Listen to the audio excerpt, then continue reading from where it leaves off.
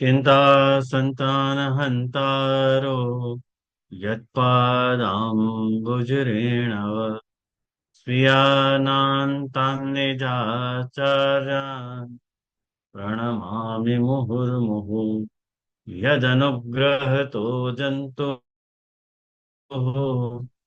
सर्वदुःखातिगो भवेत् तमहं सर्वदा वन्दे श्रीमद्वल्लभनन्दनम् अज्ञानतिमिरान्धस्य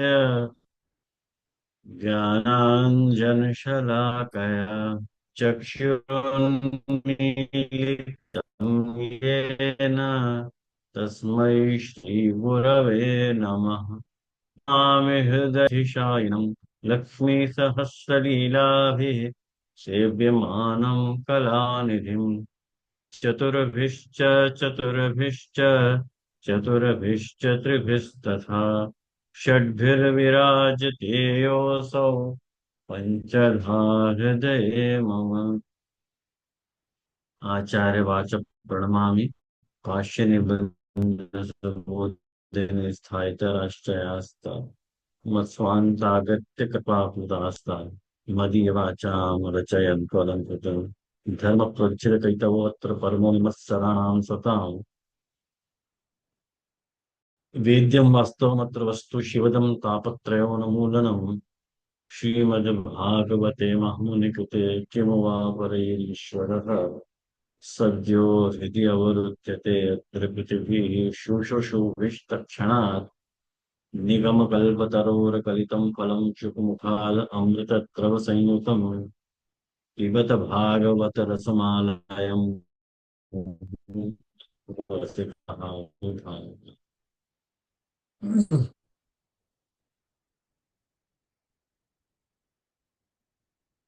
आज अपन आज अपन 9वां श्लोक पूर्ण करेंगे ऐसा निर्धार किए है। तो यूं तो वैसे लगभग सारी ही टीका पूरी हो गई है, वहां में कुछ शेष बच्चों नहीं है।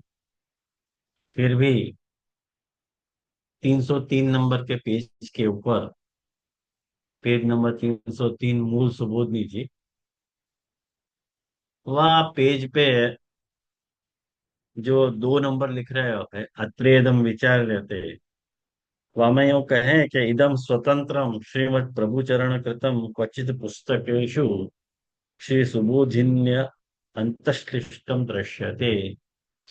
मैंने ये कहीं कहीं कोई पुस्तक में ये श्री गुसाई जी के द्वारा रचित ये स्पष्टीकरण है, और वो सुबोध निधि में अंतःश्लिष्ट है, मतलब सुबोध निधि से जुड़ो भयो है, पार्ट ऑफ सुबोध निधि है। शायद गुसाई जी को बाद में क्लिक भयो है और बाद में आपने या को ऐड करके लिखियो है। तो या को अपन को यूं कह रहे हैं कि या को सुबोध निधि के में देखो आपने ध्यान दियो होगा कि या को टिप्पणी जी तरीके या को काउंट नहीं करके या को सुबोधनी जी में इनकॉर्पोरेट किए है, नीचे टिप्पणी जी में नहीं लिखियो है या को। ये ध्यान शायद आपने दिए होगा। तो यासु पता चले है कि याकू आपको यूं समझ सके कि ये श्री महाप्रभु जी के ही वचन है, महाप्रभु जी की सुबोधनी जी है। लेकिन ये जो कोष्ठक दियो गयो है, वह कोष्ठक से ऐसे पता चले कि नहीं, ये महाप्रभु जी को नहीं है, ये श्री गुसाई बाबा को है। और गुसाई जी ने याकू गुसाई जी ने सोचो कि ये अनआइडेंटिफाइड रह जाएगा यदि मैं आपको स्पष्ट नहीं करूंगा। तो क्यों गुसाई जी को या को कोष्ठक को या को सुबोध जी में अंतर्सृष्ट करने की आवश्यकता पड़ी? वहाँ को कारण देखो, ध्यान से सुनो। वहाँ को कारण यह है तो कि जहां तक ये गुसाई जी खुद वहाँ में वहाँ को खुलासा सब करेंगे, मैं तो खाली वहाँ की भूमिका समझा दे रहा हूँ कि जब बात ये चल रही है पेज नंबर 299 पे कि गोप्य किमाचरादयम कुशलम स्म वेणुर्दामोदर अधर सुधाम पे गोपिका नाम भूंगते स्वयं यद अवशिष्ट रसम हृदिन्यो हृष्यत ततो अश्रुमूचु तरो यथार्या। या मूल श्लोक को अपन को भावानुवाद तो पता ही है। जैसे कि इन या वेणु ने ऐसा कौन सा कुशल काम किया है जाके कारण जो है ये दामोदर की जो अधर सुधा है जो गोपीयन की है। दामोदर अधर सुधाम गोपी का नाम गोपी जनन की वो अधर सुधा है। वाको ये स्वयं भोग कर रहे हो है। और वाके भोग सु अवशिष्ट जो बचो भयो सुधा को जो रस है वाको पान जो है ये नदी सरोवर वगैरह सब कर रहे हैं। तो और वो भी धन्य हो रहे हैं। तो अपन को शंका या बात की शंका उठी भई है कि सबसे पहले ठाकुर जी ने वेणुनाद कियो और वो वेणुनाद जो है वेणु के द्वारा गोपिका ने वह सुधा को भोग कियो। तो सबसे पहले जो अधरामृत को जो स्पर्श है वो तो वेणु को भयो। तो भयो के नहीं भयो या बात के ऊपर सारी चर्चा दारो मदार है। ये बात चर्चा को विषय है, मैं आपको बता दूं। आई ना आप लोगों को ख्याल में। ये चर्चा को विषय है।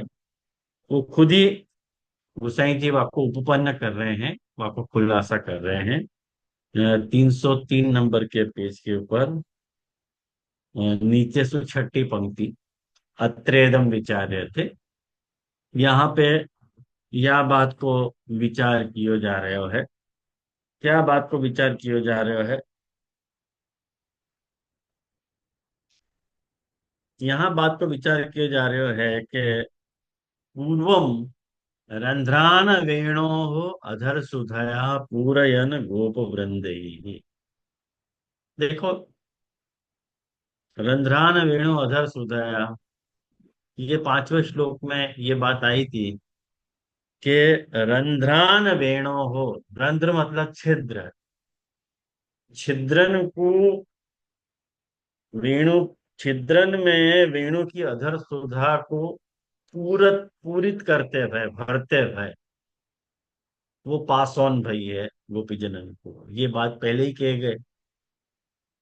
वेणु को एक माध्यम बनायो ठाकुर जी ने इत्युक्तम ये कहो है पहले।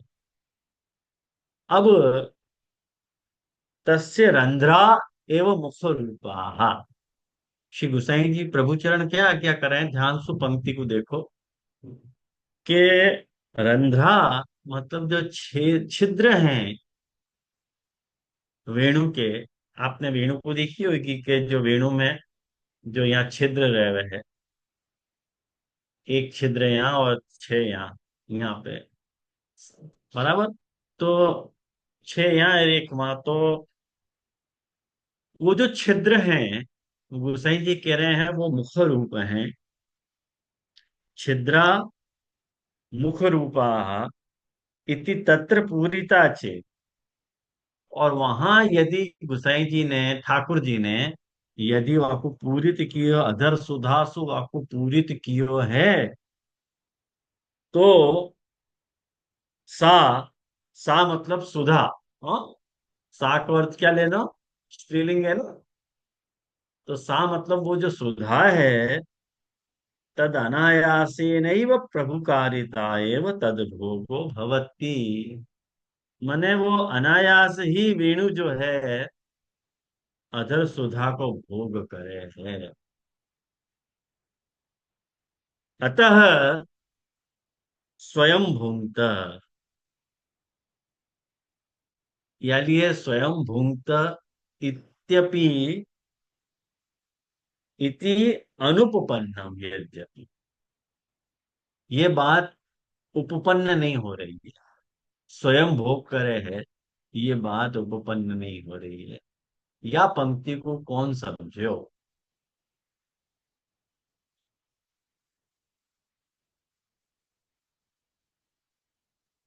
या पंक्ति का अर्थ क्या भयो।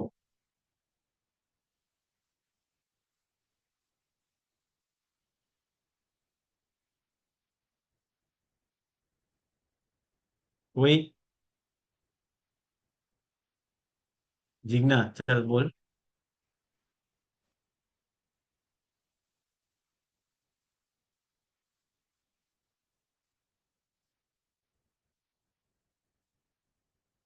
नहीं,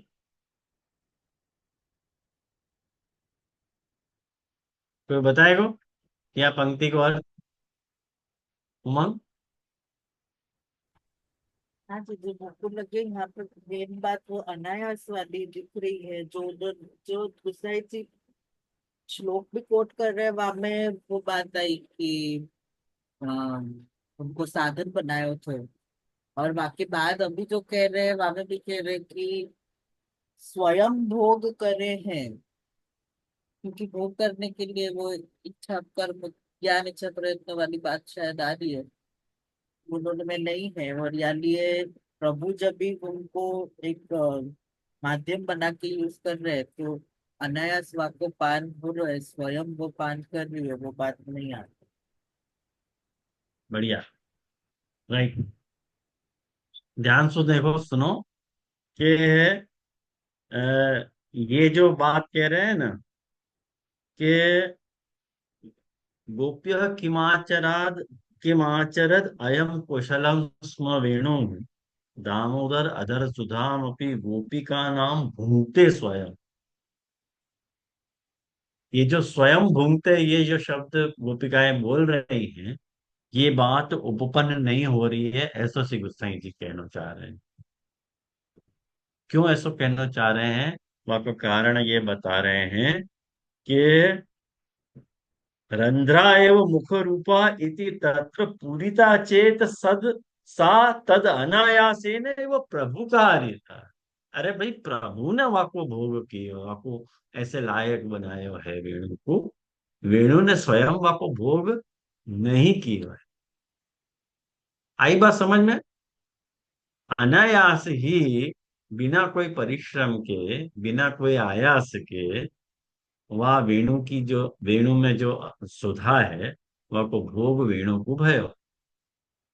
ठाकुर जी की जो अधर सुधा को भोग वेणु को भयो है, और ये प्रभु ने करवाया है।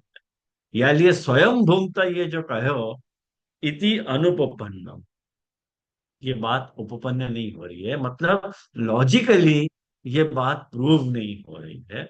ऐसा श्री गोसाई जी प्रभु जना कह रहे हैं। तो भी, तथापि, तो भी स्वप्रियाणाम साक्षात सुधा भोग अधिकार संपत्त्यर्थम उक्त रीत्या सुधा पूरणम वेणुवर्थम न। गुसाई जी कह रहे हैं कि ये जो ठाकुर जी ने वहां में वेणु को, वेणु में अधर सुधा पूरित करी, वो स्वप्रियाणाम, खुद की प्रियान के लिए, मतलब गोपी जनन के लिए, साक्षात सुधा भोग अधिकार संपत्त्यर्थम, साक्षात सुधा भोग के अधिकार की संपत्ति के लिए उक्त रीत्या, ऊपर कही भाई रीत सु, सुधा को पूर्ण कियो है। वेणु अर्थम न, वेणु के लिए कोई नहीं कियो है सुधा को पूर्ण। आयो। यालिए गोपी जन कह रहे हैं ये बात के भूते स्वयं अधिव यद अवशिष्ट रसम। आया ना समझ में? अतएव गोपिका नाम इत्युक्तम। याली ये कही कि वो सुधा जो है गोपिकन की है सुधा, वेणु की सुधा नहीं है। हाँ बोल भाई। जैसे यहाँ पे है ना, साक्षात सुधा को अधिकार रस संपत्ति, तो यहाँ पे अधिकार जो कह रहे हैं, वो गोपिका को ऐसे ना। हाँ। Okay. मतलब वहाँ पे अब वो, अधिकार वेणु को नहीं है, गोपिका। अब एक बात समझ उमंग। अब वह अधर सुधा को, अधर सुधा जो है वो लौकिक रीत सु, जैसे अधर सुधा दी जाए है, वारिस तो नहीं देंगे ना। तो ये वो माध्यम बन्यो है वेणु वादन को। वो अधिकार संपत्त्यर्थम उक्त रीत्या सुधा पूर्ण, वारित्सु सुधा को पूर्ण कियो है। वेणु अर्थम ना, वेणु के लिए तो नहीं किया है। या लिए गोपिकान की वो अधर सुधा है, ऐसे कहो। एवं सती, चलो ऐसा होवे पे, कैसो होवे पे कि वो सुधा पूर्ण जो है वेणु अर्थ के लिए, वेणु के लिए नहीं है, गोपी जनन के लिए, उनके साक्षात सुधा भोग के अधिकार की संपत्ति के लिए है सुधा पूर्ण, ऐसो मान लेने पे, ऐसो होने पे, यदस्य तद भोजनम,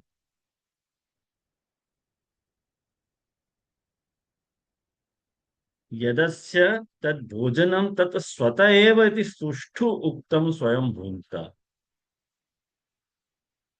या लिए अब ऐसो है कि ये जो पयो है कि भाई वो भोग तो कियो है वेणु ने, सुधा को भोग वाक्य द्वारा उन लोगों को मिलियो है, गोपिकान को, बराबर ना। यदस्य तद भोजनम तत् स्वतः एव, खुद वाने भोजन कियो है। या लिए स्वयं भुंक्त, ऐसे तो गोपी जन कह रही हैं।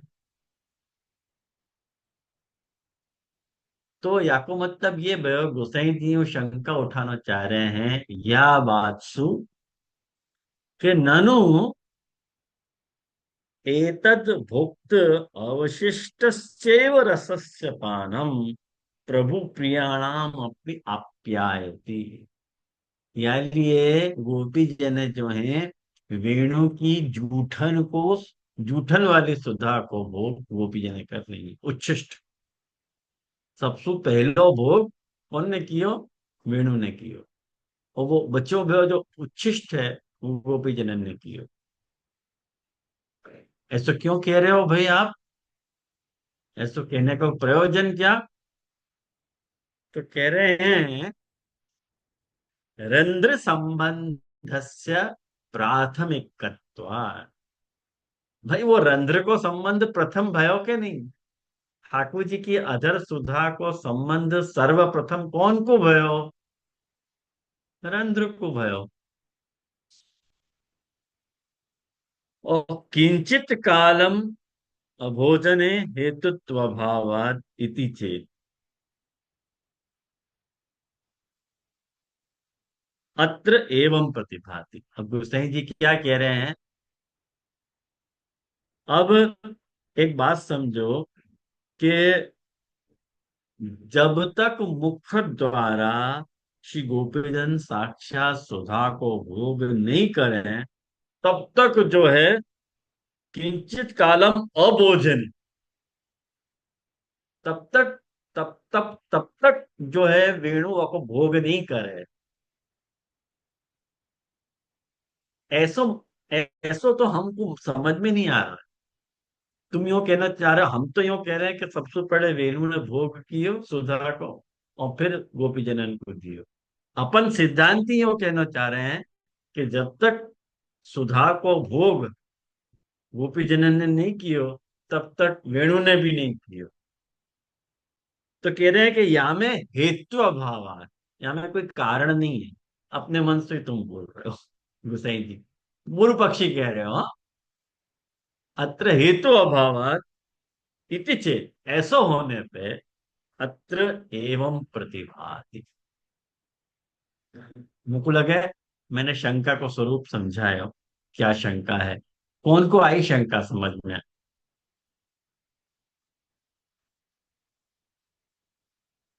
एक जने तो हाथ ऊंचो करे, बिल्कुल नहीं। चने,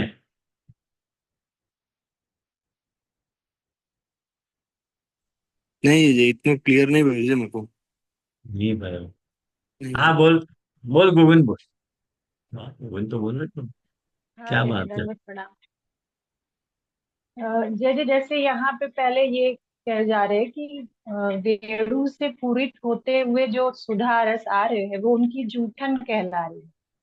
गोपी जन ऐसो समझ रहे हैं, कौन की लेकिन जूठन? सिद्धार्थ अ, वो मतलब ये वेणु की। ठीक। हाँ। ओके। फिर गोपीजन को ऐसो समझ है, पर यहाँ पे सिद्धांत आश्रय मत प्रभु चरण कहना चाह रहे हैं कि ये जो सिद्धांत पक्ष है वो ऐसो नहीं है। वेणु वाह को आस्वादन नहीं कर रही है, पहले गोपीजनन ही वाह को आस्वादन कर रहे बिल्कुल सही। तो हैं। शंका क्या उठी है? कि अब ऐसी तक तो शंका बराबर मत समझी, कर। बराबर हाँ। एकदम एक्यूरेट समझी। तो शंका क्या हाँ, उठाई शंका पूर्व की पक्षी ये ने? ये मत आप मतलब कि वो जूठन है ऐसो शंका मत समझो कि वेणु ने वाह को पान कर लिए है, ऐसो नहीं है। मतलब ये शंका वो कर रहे हैं कि जूठन होगी मतलब थोड़ा डाउटफुल लग रहा है जी। ओके। ओके। यहाँ समझ पा अनक्लियर। रही हूँ पर कह नहीं पा रही हूँ, ऐसा कुछ चल ठीक है। है, ठीक है गोविंद। हाँ, बोलो माँ। फाइन, कंटिन्यूशन अच्छी में, ट्राई करी। कंटिन्यूशन में ही गोविंद जी ने चुप गई। वो जो पूर्व पक्षी ऐसे कह रहे कि ये पहले गोपी जनन ने कर लियो, या गोपी जनन ने जब तक वो सुधा को रस को पान नहीं किया तब तक वेणु ने नहीं किया, ये बात शंका है एक्चुअली। ये ऐसे कैसे हम्म। आप कह सकते? हाँ, बराबर। जो बराबर जूठन वाली बिल्कुल। बात है वो तो मतलब वो स्टेटमेंट है एक्चुअली, वो शंकाकार को स्टेटमेंट है कि अच्छा ये तब आप ऐसे कहना चाह रहे हो कि ये जूठन इन्होंने लियो है गोपी जनन ने, क्योंकि अगर आप कहो कि गोपी जनन ने लियो सुधा को पान कियो तब तक अगर वेणु ने पान नहीं कियो है तो ये बात सही नहीं लग रही है, तो ये आपको मेरा वैसे। हाँ, बिल्कुल सही। बिल्कुल सही। बराबर है। हो गया, मुझको लगा सबके क्लियर हो गए ना, सबको आ गया समझ में।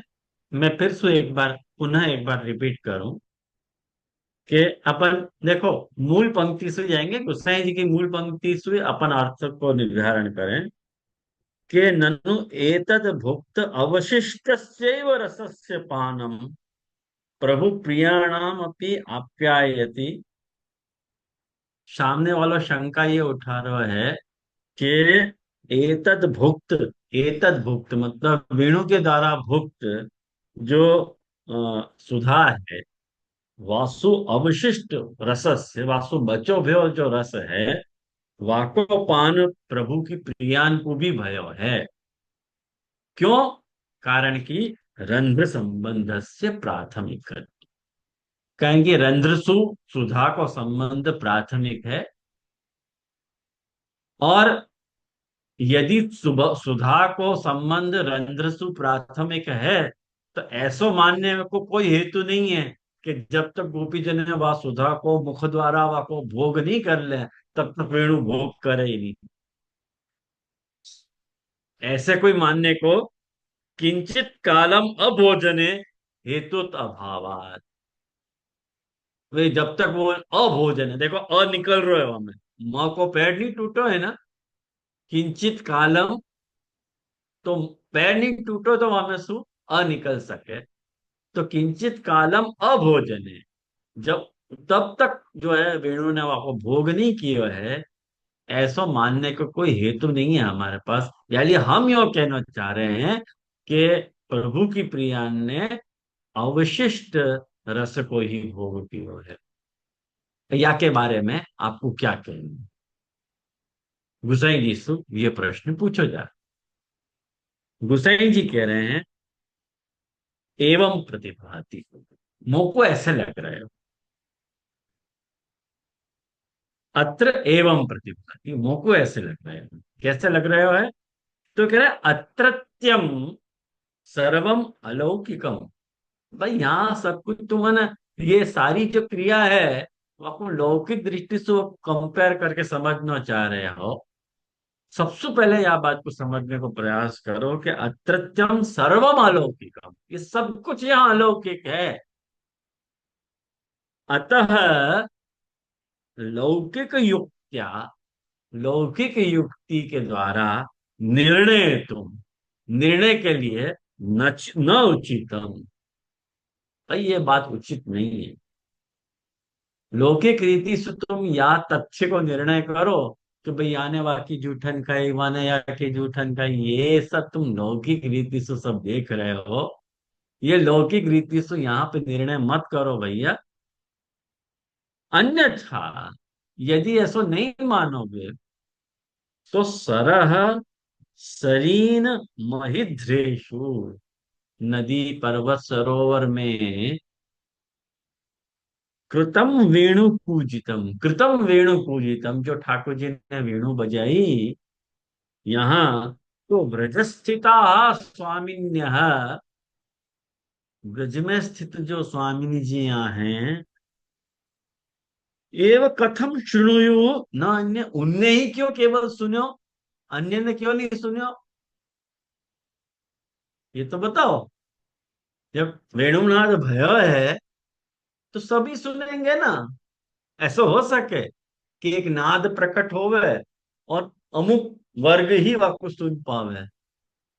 ये कोई टेलीफोन थोड़ी है। तो जनरल एक नाद प्रकट भयो तो सब नहीं सुनो होगा ना। गोसाई जी कह रहे कि नहीं नहीं ऐसा भयो है। ये सब अलौकिक प्रकार है। ठाकुर जी जाके ऊपर जाकू दान देना चाह रहे हैं, वाकू ही दान देना चाह रहे हैं, अन्य को नहीं देना चाह रहे। यह बात को समझो। एतच्च उपपादितम तद व्रज स्त्रिय इत्य, तद व्रज स्त्रिय आश्रित्य वेणुगीतम स्मरोदयम काश्चित पारोक्षम कृष्णस्य स्वसखीभ्यो अनुवर्णय। ये अपन ने तीसरे श्लोक में ही देख लियो। ये बात तो तीसरे श्लोक में ही समझा दी थी। तुमको अब समझ में आई है शायद, या लिए तुम ऐसे पूछ रहे हो हमसे। हमने तो आपको तीसरे श्लोक में समझा दियो। तो एतच्च उपपादितम, हमने आपको उपपादित कर दियो, तो प्रूव कर दियो।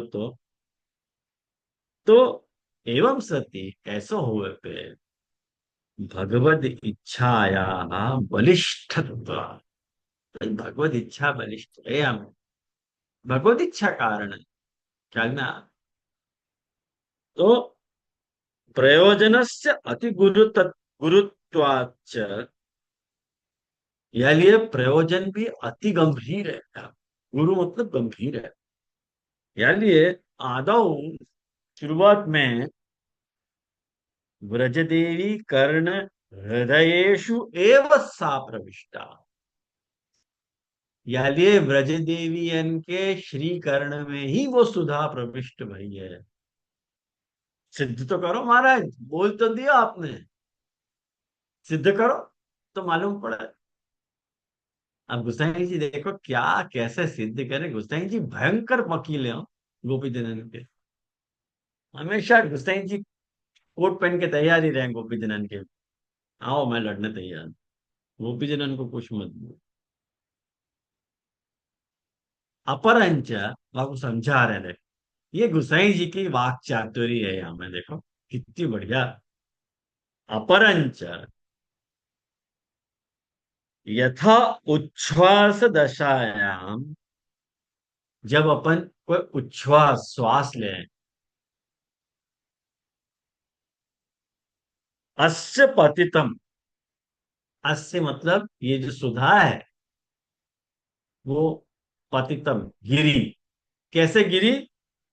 उद्गीर्ण में, वो तो खाली निकल गई मुंह से।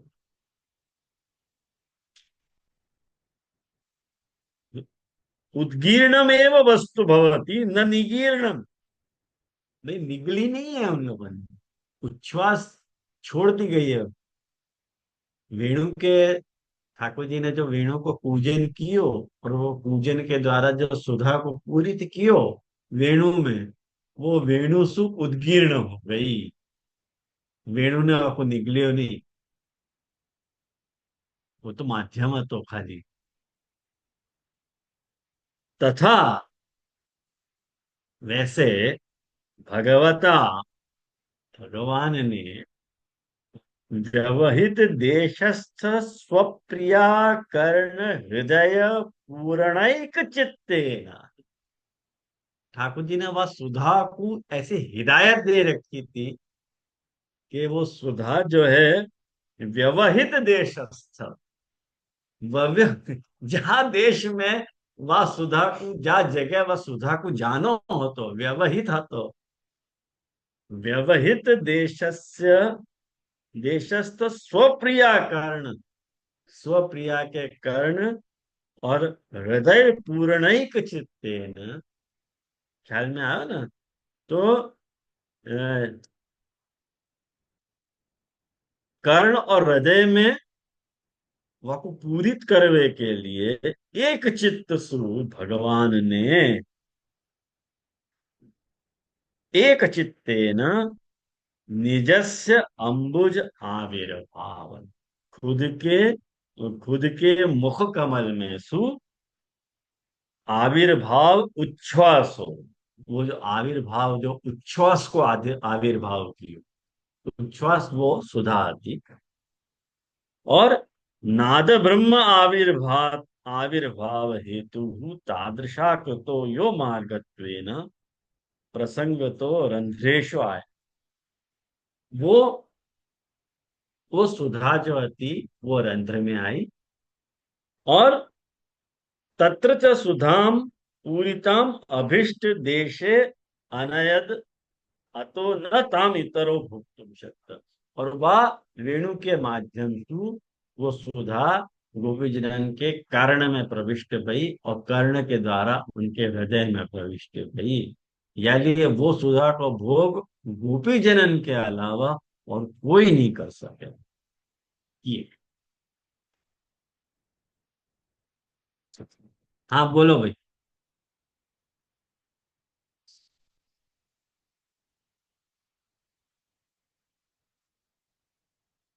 प्रणाम जय जय।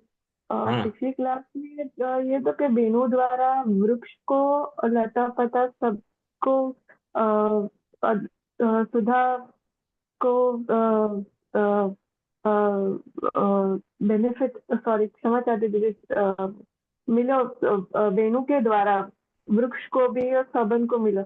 और अभी ये अलग है जैसे कि गोपीजन, सिर्फ गोपीजन के लिए है, ऐसा वो कंफ्यूज हो गई जैसे बाकी में प्रश्न था। अभी व्याख्यान पूरा नहीं हुआ, चल रहा है। पूरा हो जाएगा तो फिर नहीं आएगा तो ये प्रश्न वो उत्तर अपन विचार, हाँ भले। याद रखियो तेरा प्रश्न। न ताम इतरो भोक्तुम शक्तः, न ताम वह सुधा को इतर कोई भी वह को भोगनो शक्य है। एवं सती ऐसा हो पे साक्षात अधर संबंधो मुखे वेणु अस्ति इति संभाव्यते। देखो, अपन ने यो तो कह दियो, क्या कह दियो कि सबसे पहले गोपी जनन ने वहां को भोग कियो, ऐसा कह दियो ना। अब ये जो जिज्ञा पूछी थी वहां को खुलासा कर, तो सही भाव कर रहे हैं। एवं सत्यपि, ऐसो होवे पे भी साक्षात अधर संबंधो मुखे वेणुरस्ति, अभी साक्षात मुख को जो संबंध है ना, यानी वेणु ने पान किए ऐसी संभावना तो है।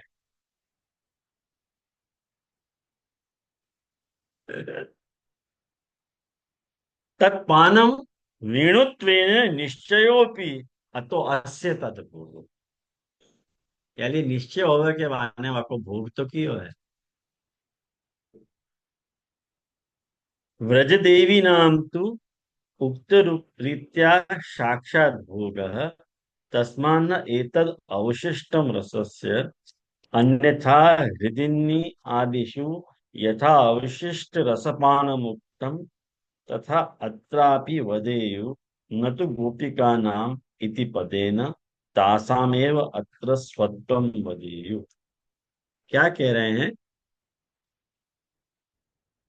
गोपी जनन को तो साक्षात भोग, ऊपर हमने तुमको जो प्रकार समझाया हो उच्छ्वास की प्रक्रिया वालो, वह प्रक्रियासु गोपीजनन को साक्षात वह वेणु को भोग भयो है, लेकिन नो डाउट वेणु को भी भोग भयो है।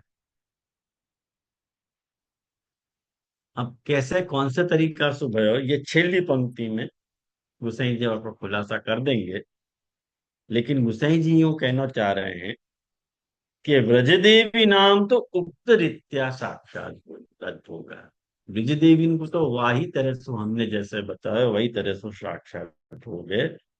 न एतद अवशिष्ट रसन, या कि वेणु की अवशिष्ट गोपिकान को आपको भोग नहीं है। अन्यथा यदि ऐसा नहीं हो तो नदियन में वेणु को अवशिष्ट रसपान कहो, ऐसे क्यों कहते? वेणु ने अवशिष्ट रस को पान कियो, ऐसे कि वो नदियन ने वेणु की अवशिष्ट रस को पान कियो, ऐसे क्यों कहते? क्या को मतलब साफ पता चले है कि गोपी जन को साक्षात हो गयो है। वेणु ने वाको वा तरह से भोग कियो है। वेणु ने कैसे कियो है ये प्रकार आगे बताएंगे गोसाई जी।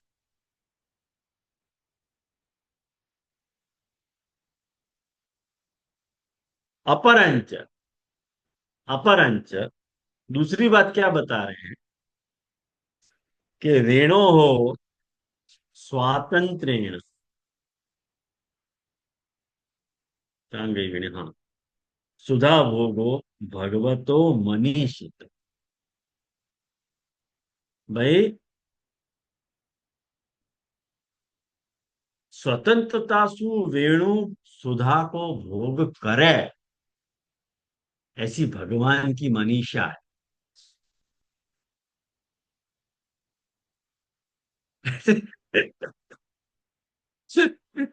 ऐसी भगवान की इच्छा है कि वेणु भी भोग करे।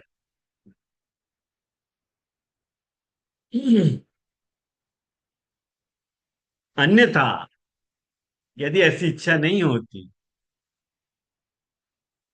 हृदिनी आदिशु सुधा संबंध होता, नदियन में वह सुधा को संबंध नहीं होता। कारण कि वेणु के द्वारा ही नदियन को और पर्वत को और सरोवर को वह सुधा को संबंध भयो है। तथा सती तेषु लीला न स्यात्, और यदि नदियन में सुधा संबंध को नहीं हो तो आगे भगवद लीला वहां में नहीं होती। भगवद लीला भाई है या का कारण ये है कि उनको सुधा को संबंध भयो। यह एतत् सुधा संबंधीषु एव सा, यत क्योंकि यतः एतत् सुधा संबंधिष्वेव, मने या सुधा के संबंध वाली लीला करनो भगवान की इच्छा है। ऐसे सुधा के संबंध वाली लीला करनो भगवान की इच्छा है। सा, सा मतलब लीला, सा आयो ना। और चिकीर्षा मतलब इच्छा, जोर की इच्छा। अतो या लिए जलस्थल रमण संबंधिषु तत्संबंध, तत्संबंध कार्यते, या लिए जल और स्थल के रमण संबंधी जितने भी पदार्थ हैं उन सब पदार्थन में प्रभु व सुधा को संबंध करवा रहे हैं। Fine, thank you. सच वेणु भुक्त सुधांशु यो नाद द्वारा, और वो जो संबंध भयो है, सच मतलब वो जो संबंध की बात कर रहे हैं, वो जो संबंध है वेणु भुक्त सुधा अंशो, वेणु ने जो सुधा को भोग कर दियो है, वह सुधा को अंश जो है वो नाद द्वारा निर्गत भयो है, प्रकट भयो है। तेनैव वासु ही सारी लीला प्रकट भई है, इति सर्वम अवधातम। यानी सब लोग यह बात को समझ लो। एवं सती, ऐसा हो रहा है। कुल मिला के निष्कर्ष ये आया कि व्रजदेवी ना गोपिकानकु और वेणोश्च, और वेणु को युगपद सुधा भोग उपपद्यते, एक साथ सुधा को भोग उपपन्न करे। हो गयो खुलासा तेरो? जिज्ञा को पूछ रहा हूं, भयो ना खुलासा? दोनों को युगपत, युगपत मतलब एक साथ सुधा को भोग भयो है। किंच, और दामोदरत्वेन, प्रभु को वहां दामोदर कहो है, तो दामोदर कहो गयो होने से व्रज देव्य अधीन, व्रज देवियन के अधीन कहो आपको। कारण कि दाम जब उधर पे आयो, रस्सी जब ठाकुर जी के उधर पे आई, तब प्रभु को नाम दामोदर पड़ो, तो ठाकुर जी ने अपनी अधीनता सूचित करी कि मैं अधीन हूं, हम भक्त पराधीन। तो तदुपभोगो, तदुपभोगो, तो खुद को उपभोग के लिए अपने आप को उपयोगी बना रहे हैं ठाकुर जी, कि तुम लोग मेरो भोग करो। ख्याल में आयो? भगवान उनको उपयोगी हो, ऐसा ठाकुर जी उपाय कर रहे हैं। आयो समझ में? व्रज, व्रज देव्य अधीन, तद उपभोगो उपयोगी, उपभोग करने के लिए, प्रभु के उपभोग करने के लिए खुद को जो है वो उपयोग, खुद उपयोगी हुए हैं ठाकुर जी, खुद के उपभोग के लिए ठाकुर जी उपयोगी बन जावे, ऐसा सब कुछ सिद्ध करके ठाकुर जी दे रहे कि मैं तुम्हारे अधीन हूं, तुम मेरे उपभोग करो।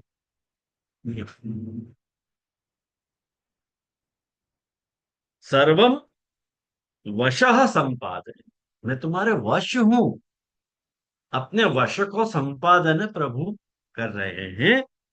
इति कीमतो अधिकम बदाम, और तुमको ज्यादा क्या बता मैं भाई, बहुत पूछ पूछ कर रहे हो, तो यासु ज्यादा हम तुमको क्या बताएं? नहीं जलधि उद्वेल केनापि निरोधुम शक्य इति दिक्। अरे भाई, कोई सागर को उलांग सके क्या?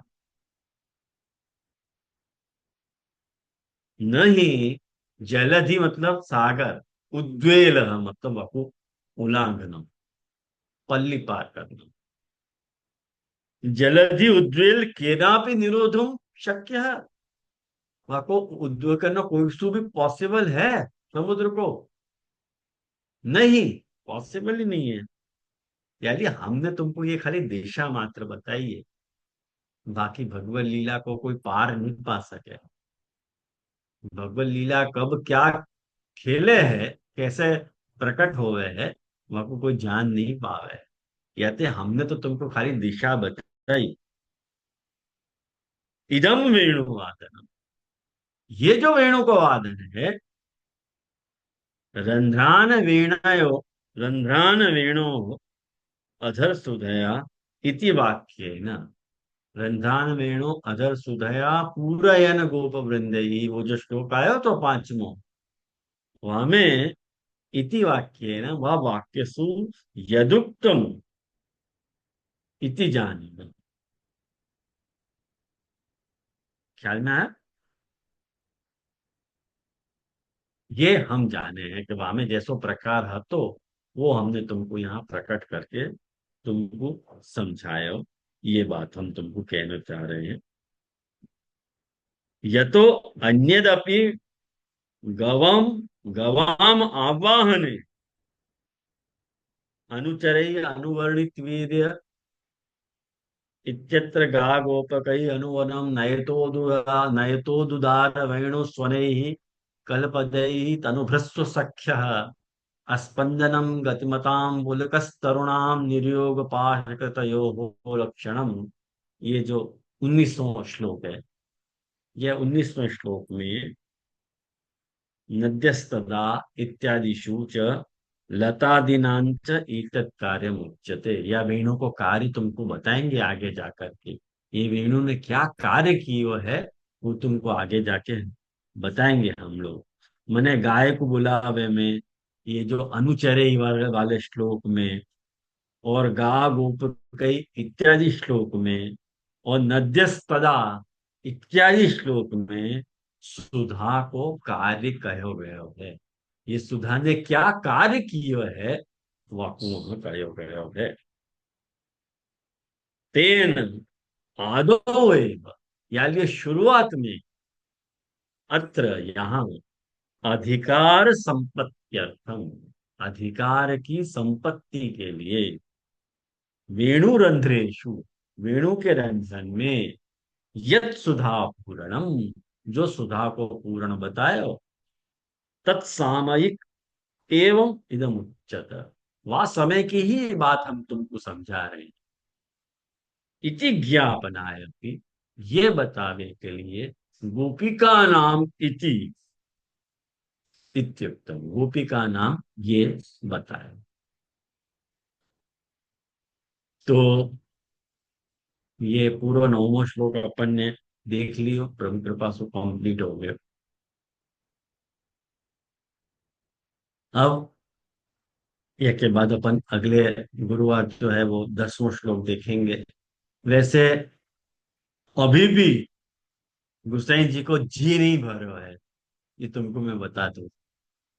हाँ पूछ, क्या कह रहा हूँ हम, पहले तुम पूछ ले फिर मैं बोलूँ। नहीं जी, आप पहले कंप्लीट कर दीजिए, मैं बाद में बोलूंगी। बहुत आप एकदम बराबर बोल रहे हो, मैं रुकूंगा, वेट करूंगा। हाँ, अभी भी गुसाई जी को मन नहीं भर रहा है निरूपण से करके। ये जो मूल श्लोक है, मूल आपके पास जो पुस्तक है,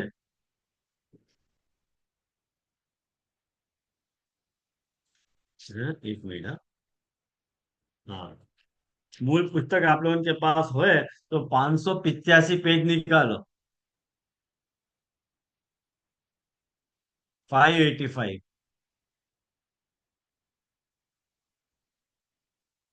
मिली? मिलो,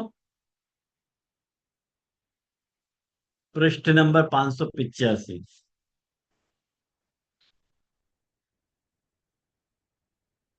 स्वतंत्र लेखा। अब हमें या श्लोक के ऊपर घुसेगी, फिर से 4 पेज को व्याख्यान लिख रहे हैं कि वेणु ने कुशल क्या की हो, ये बताओ। उतना तो अब अपन नहीं करेंगे, नहीं तो एक और स्वतंत्र लेख है, दूसरा स्वतंत्र लेख है गुसाई जी का। अब अपन सीधे 10वें श्लोक के ऊपर स्विच ओवर होंगे। वैसे मूल बात जो थी वो अपन ने समझ ली है, या स्वतंत्र लेख के द्वारा जो अवशिष्ट बात थी वो अपन ने देख ली, समझ ली। देखना तो देख सके अपन, नहीं देखना ऐसा नहीं है, लेकिन मुझको ऐसा लगा इतना पर्याप्त है। अपन ने खूब या खूब विस्तार के साथ देखे हो या श्लोक को, या श्लोक को अपन ने 3 क्लास दी है, तो मुझको लगे अपन ने अच्छो न्याय किया या के साथ। हाँ बोल, क्या पूछ रहे हो? जी वो बात में स्वतंत्र लेख में तो आगे को जो कार्य है वेणु को, वो भी सब समाहित होएगा ना। वेणु गीत को पूरा भाग लियो होएगा। हाँ, तो वो अभी करके तो वैसे भी बहुत ऊपर से जाएगा, क्योंकि वो श्लोक देखे थे ना। 19, जो 10, 10, 19 आप कह रहे थे, वो सारे देखे थे मैंने। हाँ, और हमें वो सुधा को कार्य बताया है कि वेणु से जो सुधा निर्गत भई है, वह सुधा ने काम क्या किया। कहें कि वेणु वेणु की थी तो है ये। हाँ, तो वह वेणु वेणु से जो सुधा प्रकट भई, वह क्या क्या चमत्कार किए, वो सब बताए। गा गोपकई अनुवनम नए तो उदार वेणु स्वने। ठाकुर जी के वेणुनाथ से प्रभाव के गाये आ रही हैं। वो सब बात आएगी आगे जा करके। वो तुम लोग श्लोक, ऐसे ही श्लोकानुवाद देख लोगे तो भी तुमको ध्यान में आएगा। वहां बखत, जब बखत श्लोक आएगा गा गोपकई वालों, तो आप बखत तो अपन और विस्तार से देख लेंगे वह विषय को। लेकिन यहाँ दिशा निर्देश गोसाई जी कर दे रहे हैं कि भाई वेणु को जो कार्य आगे प्रकट होना है, वहां के लिए अधिकार संपत्ति तो चाहिए कि नहीं। झगड़ा ये आता कि वेणु गोपी जनन को उनकी उच्छिष्ट सुधा नहीं है, तो वो तो प्रूव कर दियो। लेकिन वहां ने भी भोग किए है वेणु ने, ये बात भी सच्ची है। कहेंगे सुधा को यदि भोग ने नहीं किए हो तो ये जो ये पर्वत नदी सरोवर उनको कैसे मिलती। और आगे जो भी लीलाएं प्रकट होनी है अभी, जल में या स्थल पे, जो भी लीलाएं ठाकुर जय गुसाई जी बता ही रहे हैं ना। आगे देखो, बता रहे हैं। ये कौन सी पंक्ति मैंने आपको बताया भी है, तो कहाँ गई वो पंक्ति। जल स्थल संबंधी कहाँ गई वो, मिल नहीं रही है एकदम से।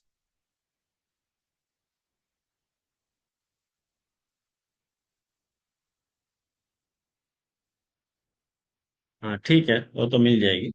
हाँ ये रहे। 1 2 3 4 5 6 7 8 9, नीचे से नवमी, नौवीं। नवमी। जलस्थल रमण संबंधिषु तत्संबंध कार्य थे। देखो क्या है आज, कहें कि जल को जो स्थल है और रमण को जो स्थल है, वहां में तत्संबंध, वह सुधा को, वेणु निर्गत सुधा को संबंध है। और वहां ठाकुर जी को वो लीला करने की इच्छा है। सा चिकीर्षित, आपको करने की इच्छा है ठाकुर जी की। यालिए आपको अधिकार संपत्ति तो करवानी पड़ेगी ना। याले वाकु भी युगपत, याली गुसाई जी ने युगपद सुधा भोग उपपद देते, ऐसे आके कहे कि भाई दोनों को सुधा को भोग उत्पन्न हो गया। आयो। हाँ तू क्या कह रही है। हाँ जी, नहीं मेरो प्रश्न एक्चुअली रह गयो। प्रश्न हाँ। एक्चुअली ये जो दामोदर पद वालो હતો ને, हम्म, वामे थोड़ो समझनो थो।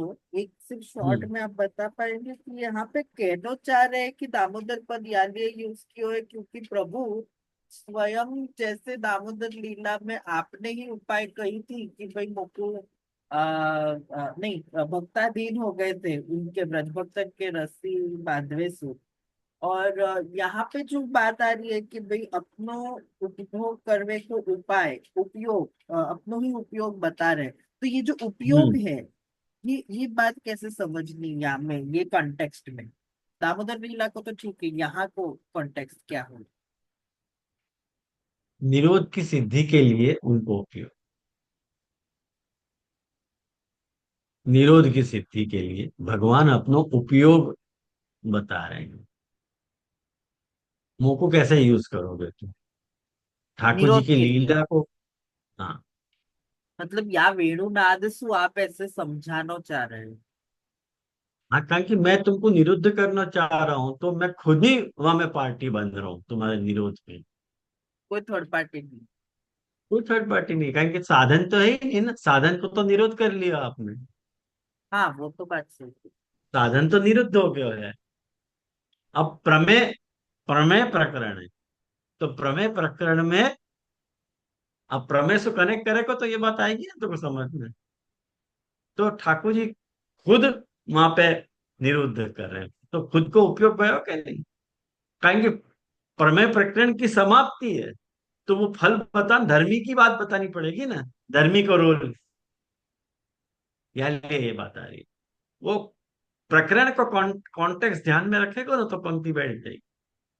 जी जी जी, आयो आयो, थोड़ा समझ में आयो, पर यहाँ बाद में उपयोग दामोदर पद को गोपीजन कर रही है, वो भी वो बात कहने की नहीं कि वेणु ने उपभोग किया, यानी ये मेरा कनेक्शन थोड़ो अटक रहे थे। प्रभु स्वयं बता रहे वो तो बात समझ में आई, पर यहाँ गोपीजन को आशय क्या है दामोदर यूज करने को पद ऐसे। जैसे वहां पे दामोदर लीला प्रकट करी, मैंने अधीनता की लीला प्रकट करी वहां। तो यहाँ दामोदर पदसु ठाकुर जी अपनी अधीनता ही बताना चाह रहे हैं कि वो सुधा भोग जो है वो मैंने ही तुमको दिए है, मैं ही तुमको करवा रहा हूँ, तो मैं ही अपना उपयोग तुमको करवा रहा हूँ। मेरे तुमको निरुद्ध होवे में मैं ही कारण बन रहा हूँ, तो मैं अधीन हाँ ही भयो तुम्हारे। हाँ, साधन की एकदम पूरा निराश कर दियो कि भाई साधन वो यहाँ में है ही प्रमेय नहीं। खुद, प्रमेय समझ। स्वयं अधीन है तुम्हारे। हाँ प्रमेय प्रकरण है। हाँ सही।